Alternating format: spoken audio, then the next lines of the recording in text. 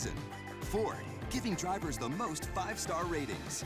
And award-winning value from Kelley Blue Book. That's how you become America's best-selling brand. Hurry to the final days and get a Ford Fusion with zero financing for 72 months, plus up to $2,500 cash back or lease for just $199 a month. Only at your local Ford dealer.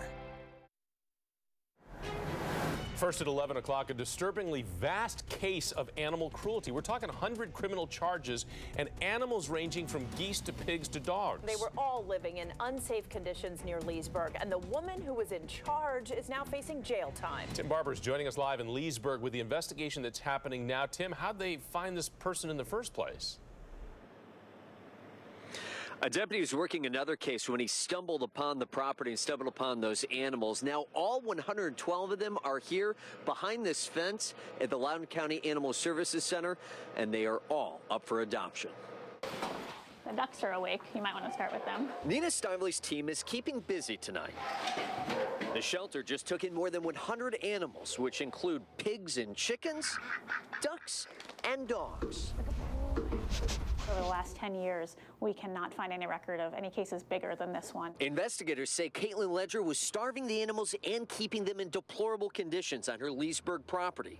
We stopped by it, but the gate was shut and there were plenty of no trespassing signs. We can't let this go. It's not fair to an animal to see them losing weight, starving to death. The 29-year-old suspect is facing 24 counts of animal cruelty and nearly 90 counts of inadequate care. Animal Services says this operation has doubled the number of animals they have here at the facility.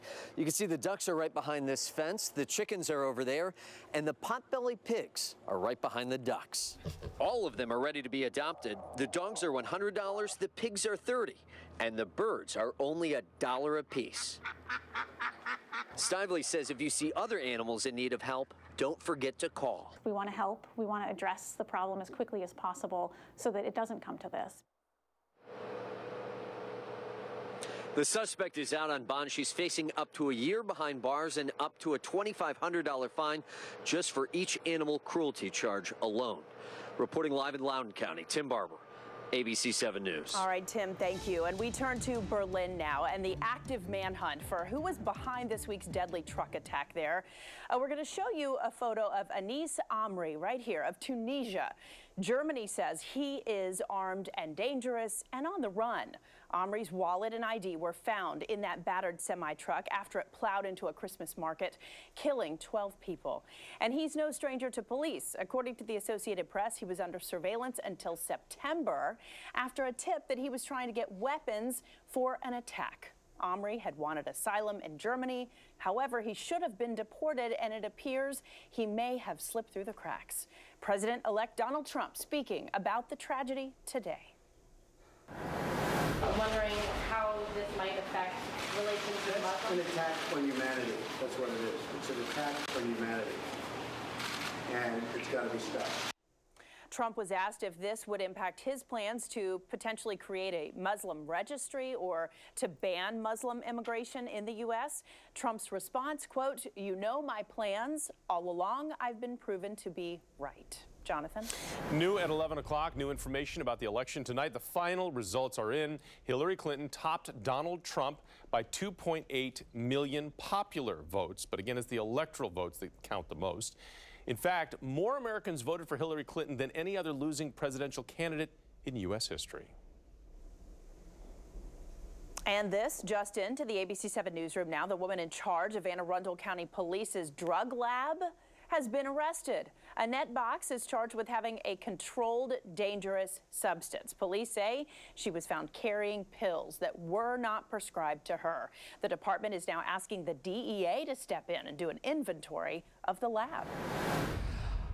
All right, temperatures out there right now are mainly in the 20s and 30s. D.C. or Reagan National Airport now at 36 degrees. Head over to Culpeper. You're at 26, even colder over in Warrenton. Let's talk about your forecast for the day tomorrow. Sunrise at 7:24. Sunshine as we move through the midday hours. Highs will eventually make it into the lower 50s. Winds are going to begin to kick up, especially during the afternoon hours out of the northwest at around 5 to 10. But still a nice day to get out there and do a little bit of last-minute holiday shopping. Shouldn't have any any problems with the weather. Coming up in just a few minutes, we're talking about travel plans, traveling Thursday and Friday, and for this upcoming weekend, Christmas weekend, plus what to expect Christmas Day and for the last day of 2016. All that coming up in just a few minutes. All right, Steve, thank you. Well, new at 11, you might remember this scene.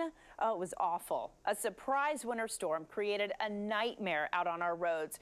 Some drivers were trapped in their cars for hours. That was almost a year ago. And now the National Weather Service is out with a new tool that's trying to make sure this never happens again. Tom Rousey joins us live with how it works.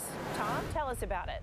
Well, Allison, this is a map from that night you're talking about that's on our website, January 20th. Every single one of these red dots represents an accident. It was absolutely awful. So the National Weather Service says it wants to prevent this. And one of the things the Weather Service thinks was a problem is a lot of the drivers who were out that night didn't get enough warning of